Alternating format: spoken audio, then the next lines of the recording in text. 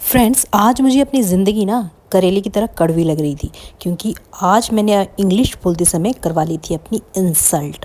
और फ्रेंड्स, फिर क्या था, इन करेले को मैंने दमदार तरीके से काटना शुरू किया। और फिर ये मैंने सोचा कि आज मैं कुछ भी हो जाए, कुछ इंग्लिश के इडियोमेटिक एक्सप्रेशन को डेली लाइफ में कैसे यूज़ करना है वो सीखूंगी। तो फ्रेंड्स, आज सिखाऊंगी 5 इडियोमेटिक एक्सप्रेशन जिससे कि आप भी अपने आप को जब इंग्लिश में बात करें तो स्मार्ट फील करें। तो फ्रेंड्स, फर्स्ट इडियम है स्पिल द बीन्स। अब जैसा कि आप फोटो में देख रहे हैं, स्पिल का मतलब होता है ढोल देना। बीन्स पूरी की पूरी फैल गई है, ढुल गई है। लेकिन फ्रेंड्स, इसका मतलब बिल्कुल भी ये नहीं है कि बीन्स का ढुल जाना। इसका मतलब होता है किसी चीज़ का राज खोल देना और किसी चीज़ का सीक्रेट ओपन हो जाना। तो this idiom means to reveal a secret or the that was supposed to be kept private। मतलब ऐसा कोई इंफॉर्मेशन या फिर कोई ऐसा सीक्रेट जो कि जो है प्राइवेट रखना था, लेकिन आपका वो राज कोई खोल देता है या आपके किसी राज का खुल जाना। तो स्पिल द बीन्स मतलब होता है कि टू रिवील द सीक्रेट। अब देखिए फ्रेंड्स, अब इसके एग्जाम्पल को हम किस तरीके से डे टू डे लाइफ में हम यूज़ करेंगे वो सीखते हैं। तो फर्स्ट एग्जांपल देती हूँ कि जैसे कि मैंने कोई सरप्राइज़ पार्टी का प्लान किया है और मेरी बेटी सारा ने उस राज को खोल दिया। तो मैं इस तरीके से कह सकती हूँ, I was planning a surprise party but सारा स्पिल्ड द बीन्स। या फिर आप यदि आपकी गर्मी की छुट्टी में कोई आप किसी के घर जा रहे हैं, आप घर आने की बात बता रहे हैं, तो इस तरीके से यदि किसने आपका राज खोल दिया तो आप बोल सकते हैं, he spilled the beans about coming home for the holidays. या फिर जैसे कि आप कहते ही हैं, अगर मैं तुम्हारी जगह होती ना तो डेज़ी को कोई राज नहीं बताती क्योंकि वो हमेशा राज खोल देती है। तो इस तरीके के सेंटेंस आप बोल सकते हैं, if I were you I wouldn't tell the Daisy any secret because she always spill the beans. या फिर आप इस तरीके से कह सकते हैं, राज मत खोलो, ये एक राज है, सीक्रेट को तुम सीक्रेट ही रखना। तो don't spill the beans, it's suppose to be a secret. अब फ्रेंड्स, नेक्स्ट ईडियम है cost an arm and a leg. Friends, cost an arm and leg का मतलब होता है किसी भी चीज़ का बहुत ज़्यादा महंगा होना, अत्यधिक खर्चीला होना। तो फ्रेंड्स, यदि आप किसी भी चीज़ को बहुत ज़्यादा अधिक कॉस्ट देकर, अधिक कीमत देकर खरीदते हैं तो इसका मीनिंग होता है cost and arm and leg. जैसे कि आप इस पिक्चर में भी देख सकते हैं कि आपने अपने पैर और हाथ की कीमत देकर इसे ख़रीदा है। तो फ्रेंड्स, इसके लिए हम इस तरीके के इडियम को हम कह सकते हैं कि something that is very expensive, बहुत ही, जो कुछ चीज़ें बहुत ही महंगी हो। जैसे कि मैं आपको एक एग्जांपल देती हूँ, that new car must have cost an arm and a leg. मतलब ये जो नई कार है ज़रूर ही बहुत ही ज़्यादा कॉस्टली रही होगी, एक्सपेंसिव रही होगी। या फिर हम कह सकते हैं कि जैसे आपको कोई ड्रेस बहुत अच्छी लगी है, तो लेकिन ये बहुत ही महंगी है और आप ख़रीद नहीं पा रहे हो, तो इस तरीके से कह सकते हैं कि this dress is really nice but it cost me N arm and a leg. या फिर जैसे कि कोई शो का टिकट है, लेकिन शो बहुत ही एक्सीलेंट है लेकिन टिकट बहुत महंगी थी, तो आप इस तरीके से कह सकते हैं, the show is excellent but the tickets cost an arm and a leg. या फिर कोई रेस्टोरेंट गए हैं, वहाँ का फूड बहुत ही अच्छा है और वो बहुत चीप रेस्टोरेंट है, बहुत ज़्यादा जो है महंगा भी नहीं है, तो आप इस तरीके से कह सकते हैं, you must visit that restaurant, the food is really good and it doesn't cost you N arm and a leg. तो फ्रेंड्स देखिए, एक और चीज़ आपको ये याद रखनी है कि यहाँ रेस्टोरेंट नहीं बोलते हैं, इसका प्रोनाउंसिएशन है रेस्टोरेंट। रेस्टोरेंट, तो जब भी आप रेस्टोरेंट प्रोनाउंस करें तो उसे करेक्ट प्रोनाउंस करें।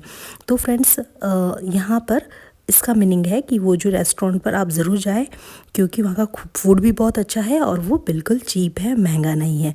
तो you must visit that restaurant, the food is really good and it doesn't cost you N arm and a leg. अब फ्रेंड्स, नेक्स्ट ईडियम है ब्रेक अ लेग। अच्छा फ्रेंड्स, इसका मतलब ये तो नहीं कहीं कि किसी का पैर तोड़ देना, अरे बाबा, ये बिल्कुल भी नहीं है इसका मीनिंग। इस ईडियम का बहुत ही खूबसूरत मीनिंग है और ये एक प्लेफुल एनकरेजमेंट होता है friends, a fun way to express support and excitement for a performer. मतलब आप अपने किसी भी फ्रेंड्स को या किसी भी कॉलीग को जब आप एक चेयरफुल वे में उसे एक सपोर्ट और एक्साइटमेंट देते हैं, उसे गुड लक कहते हैं, विशेस करते हैं जब वो किसी चीज़ को परफॉर्म करने ले जा रहा है, शो को परफॉर्म करने के लिए जा रहा है। तो वहाँ पर ये इडियम आप यूज़ कर सकते हैं, ब्रेक अ लेग। इसका मतलब होता है जाओ फोड़ कर आओ, जाओ तोड़ कर आओ, स्टेज तोड़ कर आओ, इस टाइप से, क्योंकि हम हिंदी में कहते हैं। तो is an idiom use to wish someone good luck, specially performers before a show. तो फ्रेंड्स, इस तरीके के आप सेंटेंस यहाँ पर यूज़ कर सकते हैं कि जैसे कि you are about to give a presentation, break a leg. जाओ, मतलब तुम प्रेजेंटेशन दे जा रहे हो, जाओ फोड़ कर आओ, अच्छे से तोड़ कर आना, इस तरीके से।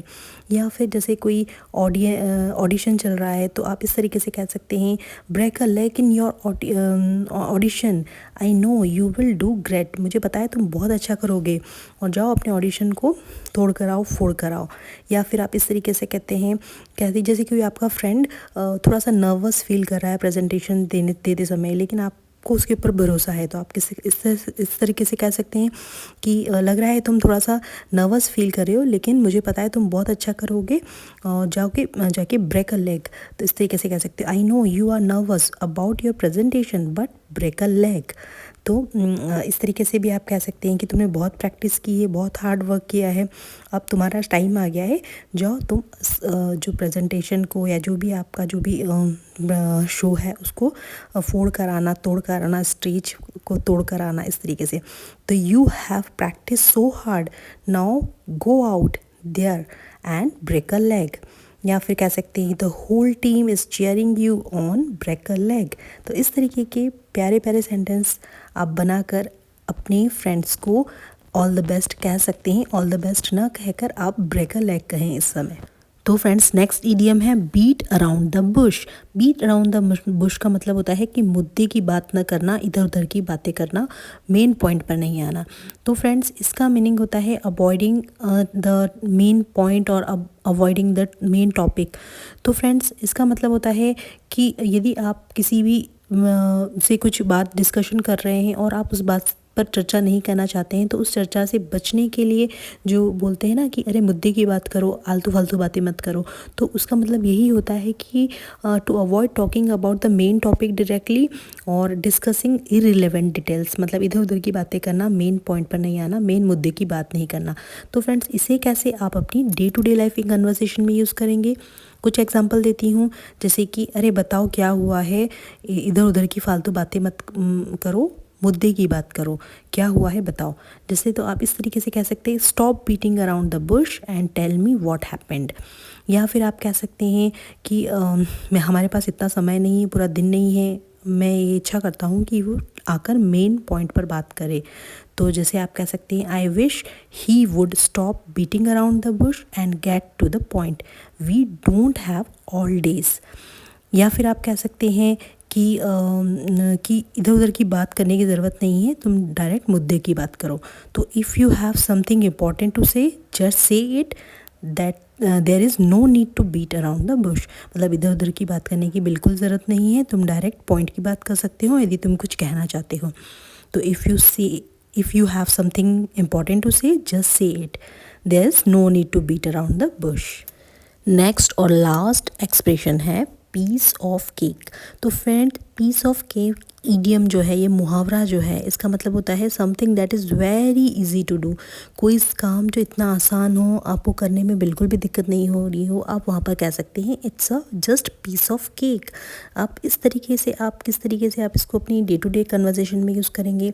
जैसे कि यदि आपने एग्ज़ाम के लिए प्रिपरेशन की है, आपने बहुत अच्छे से पढ़ाई की है, तो बिल्कुल भी घबराने की ज़रूरत नहीं है। एग्ज़ाम तो बहुत ही ईजी है, तो बिल्कुल आपके लिए बहुत ही ईजी रहेगी। तो आप इस तरीके से कह सकते हैं, don't worry about the exam, it's a piece of cake if you have studied.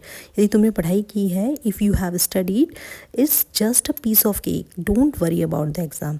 या फिर आप कह सकते हैं कि ड्राइविंग टेस्ट तो एकदम बहुत ही इजी था, तो passing the driving test was a piece of cake. या फिर कोई जैसे ये रेसिपी है तो आपको बहुत सिंपल लग रही है, तो आप इस तरीके से कहते हैं इस रेसिपी को तो कोई भी फॉलो कर सकता है यार, ये तो बिल्कुल पीस ऑफ केक है। तो the recipe was so simple, it was a piece of cake to follow. तो या फिर जैसे कि कोई प्रोजेक्ट दिया हुआ है और आपने बिल्कुल उसको चुटकियों में कर दिया, बिल्कुल भी समय नहीं लगा, तो आप कह सकते हैं the project was a piece of cake, I finished it in no time. In no time मतलब मैंने बिल्कुल कुछ ही समय में कर दिया, नो टाइम मीन्स क्षण भर में कर दिया। तो the project was a piece of cake, I finished it in no time. तो फ्रेंड्स, इस तरीके से आप पीस ऑफ केक को अपनी डे टू डे कन्वर्सेशन में यूज़ कर सकते हैं, क्योंकि बहुत ही प्यारा ईडियम है। तो आज हमने पढ़ा है, आज हमने सीखा है 5 ईडियम्स, और इसे अपनी डे टू डे कन्वर्सेशन में कैसे यूज़ करना है ये भी सीखा है। तो फ्रेंड्स, यदि वीडियो अच्छी लगी है तो चैनल को ज़रूर सब्सक्राइब करें, जिससे कि मुझे आपका प्यार और सपोर्ट मिलता रहे, और फिर मैं अपनी नेक्स्ट वीडियो भी लाती रहूं इस तरह मेरी इंसल्ट करने वाली। तो फ्रेंड्स, इंग्लिश सीखने में तो इंसल्ट होती ही है, क्योंकि कुछ भी काम को यदि आप सीखते हैं, करते हैं, तो कुछ ना कुछ भूल चूक होती है, उसे बिल्कुल अवॉइड करें। जब आपकी लाइफ आपको इस करेले की तरह बिटर लगने लगे, जब आपको इंग्लिश किसी के सामने बोलने नहीं आती हो, तो वहाँ पर आप मायूस ना होकर कुछ सेंटेंस सीख लें, जिससे कि आपको मोटिवेशन मिलता रहे। तो फ्रेंड्स, मैं आपको मिलती हूँ नेक्स्ट वीडियो में। यदि वीडियो अच्छी लगी है और if this video add any value in your English learning journey, please do subscribe my channel and don't forget to hit the bell icon. Video को ज़्यादा से ज़्यादा लाइक, शेयर और सब्सक्राइब ज़रूर करें चैनल को। मैं मिलती हूँ आपको नेक्स्ट वीडियो में नए लेसन्स के साथ में। Till then, take care, keep learning, keep watching, keep growing. Thanks for watching my videos.